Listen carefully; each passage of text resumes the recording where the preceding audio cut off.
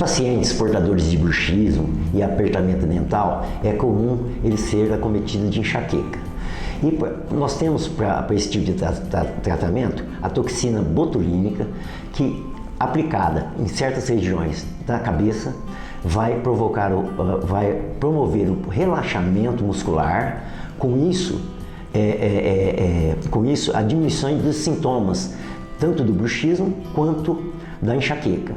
E também temos, para as dores das articulações temporomandibular, nós temos o laser terapêutico, que ele age como se fosse um anti-inflamatório, diminuindo a dor dessa articulação.